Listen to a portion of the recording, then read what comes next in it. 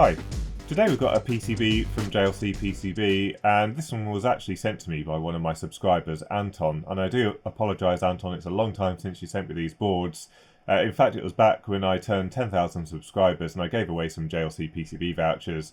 He ordered some of these UniSolder boards with those vouchers and sent a couple to me, so really quite a long time ago now. And I've decided to take a look at this project again now that I'm looking at all these soldering stations. I thought we'd have a look to see how much the controller has to do with it and how much is just the actual soldering iron and the cartridges, and this is part of looking at that. So what this is the UniSolder PCB, which is a project started by SparkyBG, and I'll put a link to the GitHub repository in the description down below. But this is designed to be quite a unique soldering iron controller that works with a wide range of soldering iron handpieces. Now, it doesn't work with induction handpieces, it does need to be a standard resistive heating element, but it works with those with thermocouples or resistive sensors, those with the cartridges, or with just the tips that you swap over onto the end of the soldering iron. So quite a wide range of soldering iron compatibility. You can see the compatibility list that has been tested so far, so Heiko stations, the Pace, JBC handpieces, some of the Weller ones, and the Ursa RT80. And it probably worked with quite a lot more of these. But what we're going to try and do is get this working with one of the JBC C245 handpieces so that we can compare it to an actual genuine JBC station. And just like the PCB, the schematic is also split into 3 pages to match those boards. So we can feed it with 24 volts AC direct from a transformer, or with 24 volts DC. It goes through a bridge rectifier, goes through a fuse and a TVS for transient overvoltage protection, and then it goes into the various parts of the power supply circuitry here. So this is the DC to DC converter that provides most of the power for the board. So we've got a 3.3 volt rail coming off it, and they've also tagged in a little bit of extra electronics here to give us a minus 0.6 volt rail for some of the analog electronics on the board.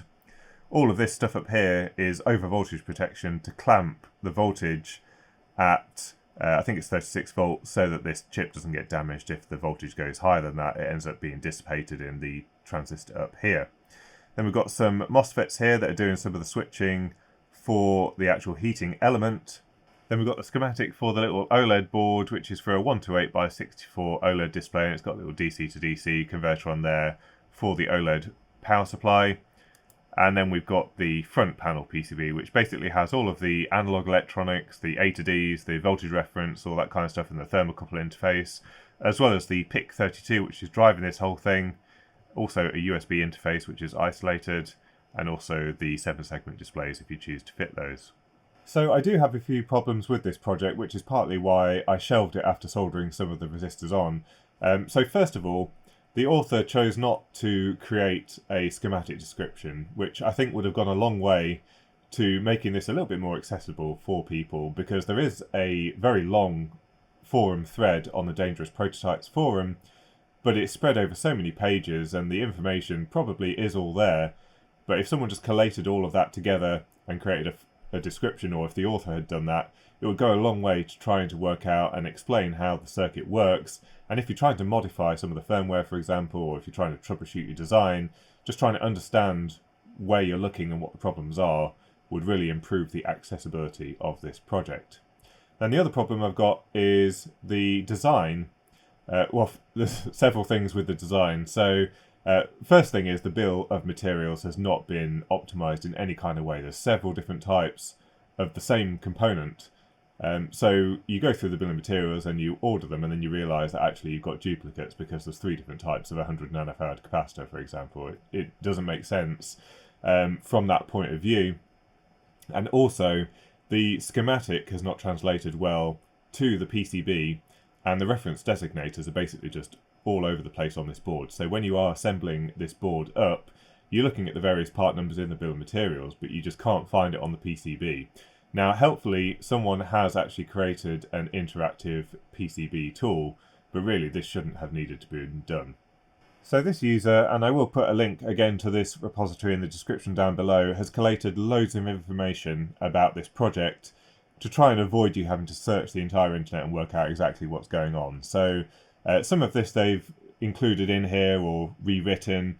There's some details about the design and how to get it working. There's this really useful interactive PCB map, which if we go to that, basically if you're trying to find where that part is on the board, you can type in the designator at the top and it will say all of the other components that are the same. So C40 is up here, but for example, you've got 7 10 microfarad capacitors, and it highlights the location and, more importantly, the orientation, because there are quite a few components on here where the silk screen is misleading and it makes it look like you should apply components in one direction, whereas in fact they're in another direction, and there's just pads that are too close together and not really any identification to show which way around those resistors go, for example. Also, a really useful part is equivalent parts in the bill of materials. There's a lot of components either that aren't available or the part number was incorrect. For example, the trimmer potentiometer had the wrong part number, but some of those components aren't available, although they were in 2015 probably. So this user has also collated lots of alternative parts that will do the job. So if you are thinking about building this project, it's well worth reading this page. So let's get some of these parts onto the PCB.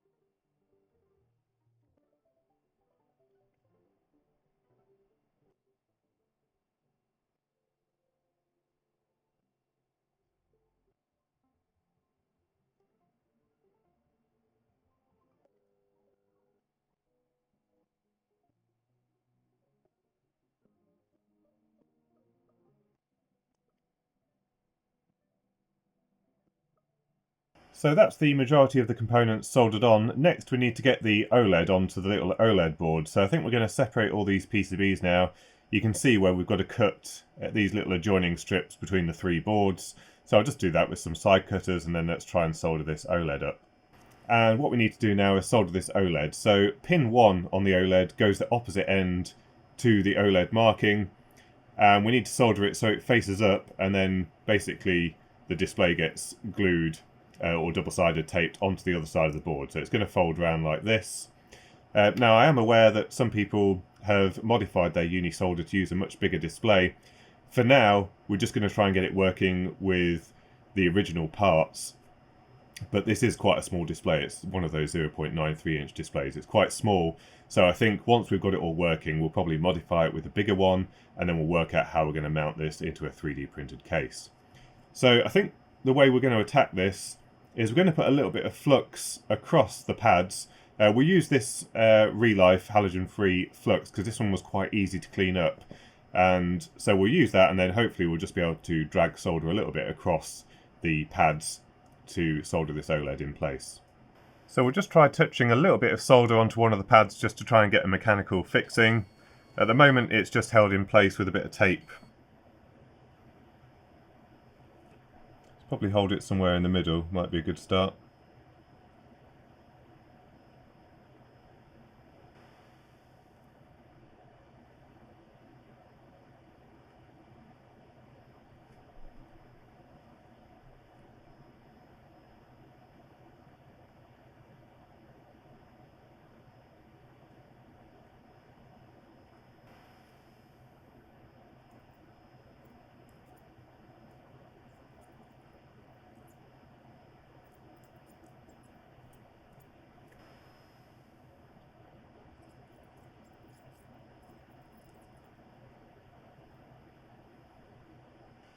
So I've just quickly cleaned that out with some flux cleaner, and then I've also stuck the OLED down with a couple of pieces of double-sided sticky foam, and that's that module complete. Now unfortunately there's no keying of any kind on these pin headers, so you do have to remember which way around to insert it into the PCB. It's with the flat flex at the top, so we'll insert this into here, and I think that's the top PCB ready to go. So we're getting pretty close to be able to powering this thing up.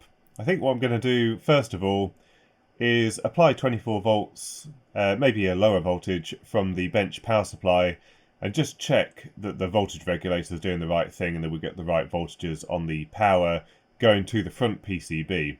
And then we'll be able to connect them up and then we need to try and get the firmware onto the UniSolder board. Right, so I've hooked up the bench power supply just to the DC input on the PCB. So if you look, you can either choose the DC input, which just passes through one diode for polarity protection, the other side goes straight to ground, or you can use the AC input where it uses the full wave rectifier in total.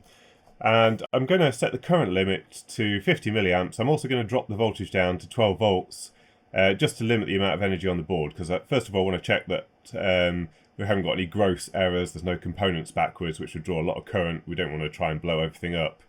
But also we just want to check the switch is working, and this one's using an LM2675.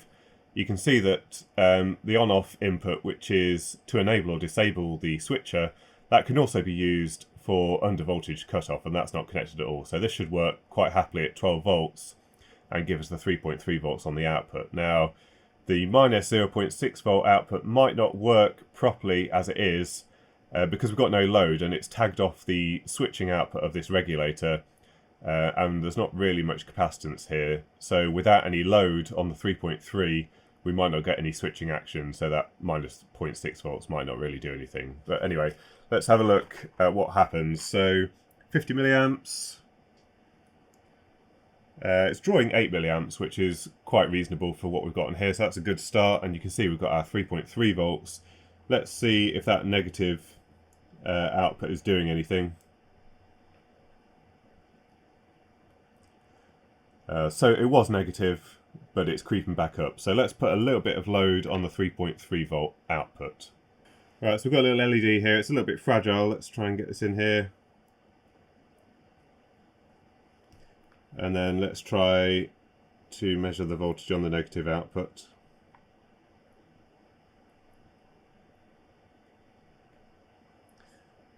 And there we go, so basically minus 0.6 volt. So that all appears to be working okay.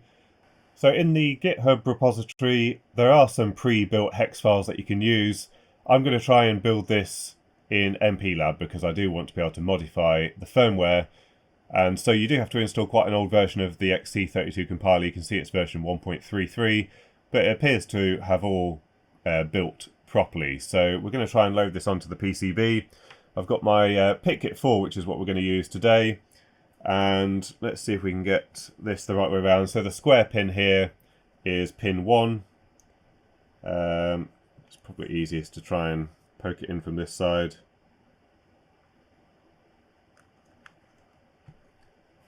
There we go, so that's in there. Let's turn on the power to the PCB again. And we're drawing 22 milliamps, which seems fairly reasonable now we've got this additional PCB connected.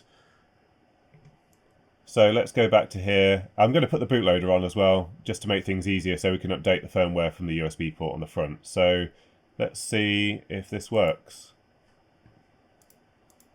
PitKit 4. It's probably going to have to load some firmware onto the PitKit. It's quite a long time since I've used it. And programming and verify complete. And that is doing what it should do. So this is what it says it should do with the bootloader, just so you can check that the OLED and everything's working. So that is a good start. That also means that MPLAB is working properly. We're able to compile the code properly. So now let's try and build the main firmware and update it over the USB port. And then what I'm going to do is I'm going to plug in the little USB connector to the front.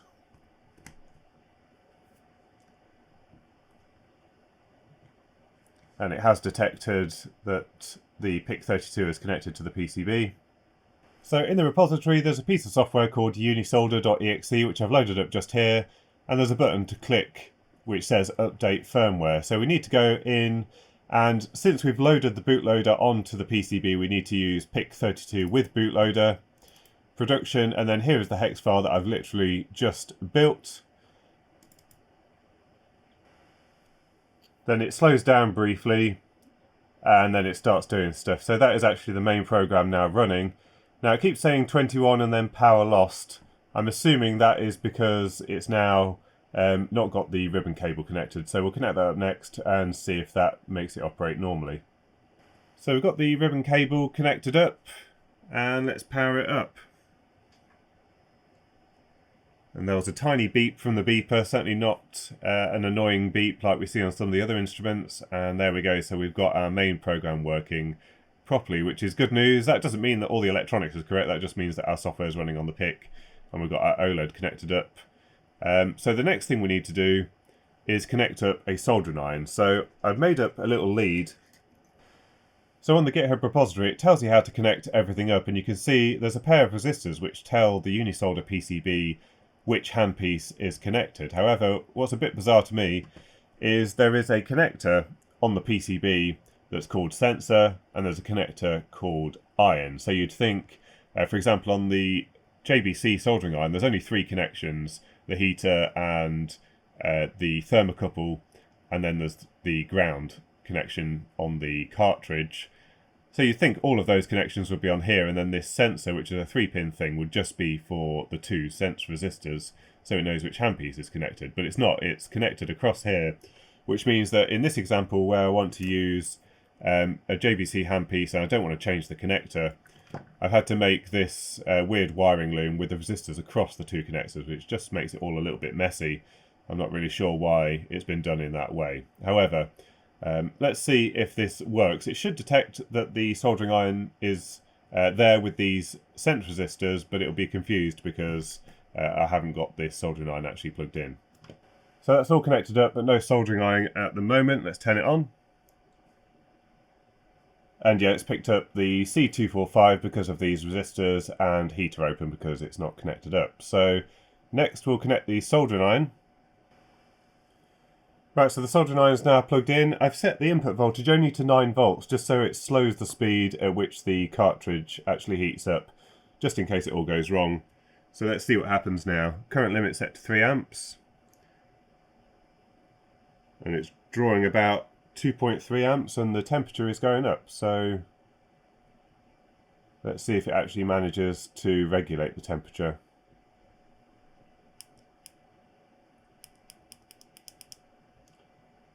Set to 270 for now.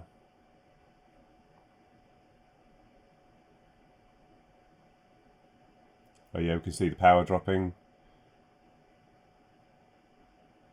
Yep, 270.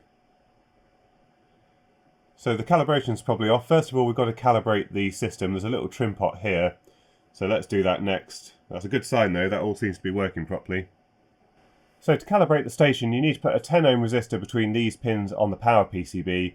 This should be a 0.1% resistor, or you need to measure it with a high resolution meter. So I've measured this one with my bench multimeter. It's reading 10.0001. So we go through into calibrate, and then this is the value that we want to tweak, and we want to get this to 1000 in the case of a 10 ohm resistor. So basically you multiply your resistance by 100, and that's the value you're trying to get on here. And because mine's reading exactly 100 ohms, we need to tweak this to 1000. Not the easiest thing to do with a metal screwdriver.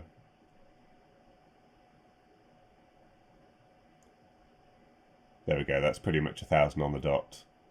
So that should be this station now calibrated. Okay, so let's test out the calibration. It says 370 degrees C, and it's definitely melting solder. Let's try it on the tip thermometer.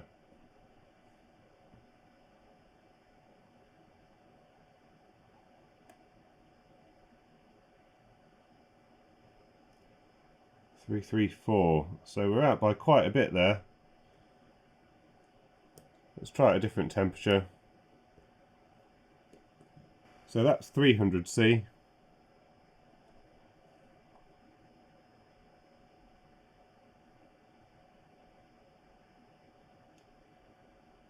And we're about 25 degrees out there, so it's not the same offset. If I increase the temperature further, so 400 degrees C, let's see what that does.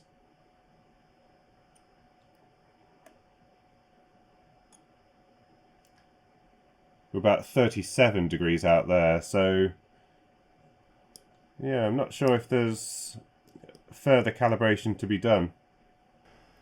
Next we'll try using the toroidal transformer that I bought for this project. This one's a little bit oversized, 160 VA, Probably 120 is suitable. You could go less because you're not going to be drawing 120 watts continuously with one of these soldering irons, and these toroidal transformers handle overload quite nicely, so you could probably get away with something a bit more compact.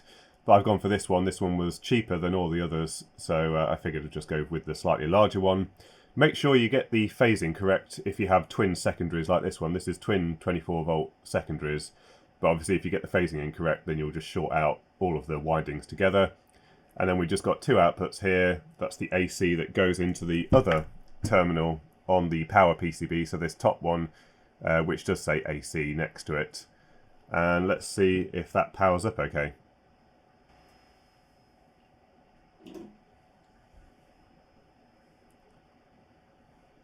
So yeah, that powers up just fine. It should heat up the iron much quicker, so we'll try that next. Oh yeah, that's much quicker heating up. Much more like what we saw on the genuine JBC station. Now, I didn't find any solution from my quick search about that calibration error. I don't think connecting it up to the transformer, because I did have it on quite a current limited supply before. I don't think that will have changed anything, but we'll quickly check it now.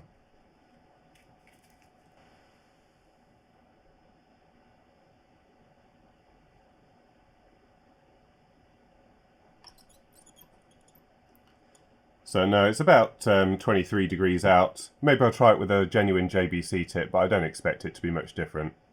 So we've now got a 2.5mm chisel on here, and that is melting solder very nicely. I don't expect much difference here. Oh well, it's a bit closer. Only 10 degrees C error, so maybe there is something in the cartridge rather than the calibration of the unit itself. But that is certainly melting solder very nicely. So let's try a little bit of soldering, and then we'll do the 2p coin test. So I'm not expecting too many issues here. Let's try soldering some components down.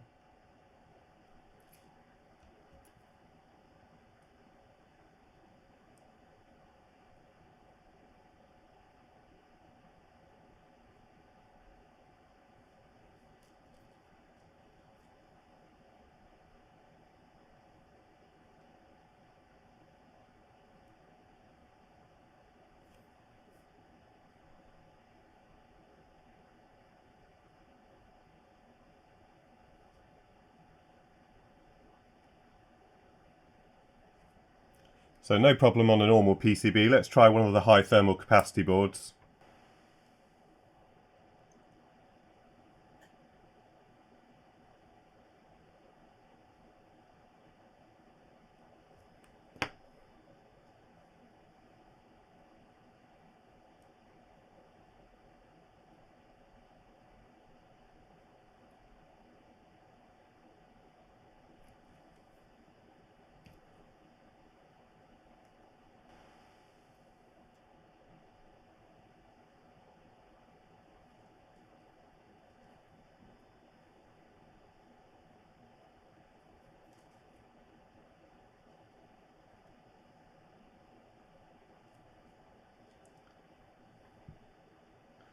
No problems there. Let's try one of these at the top.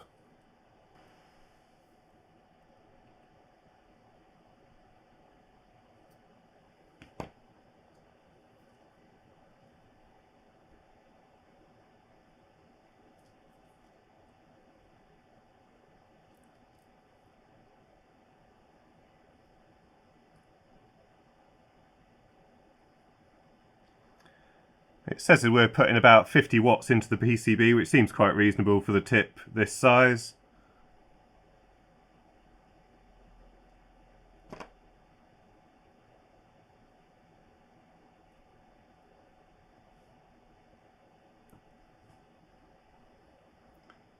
So not really any problems there.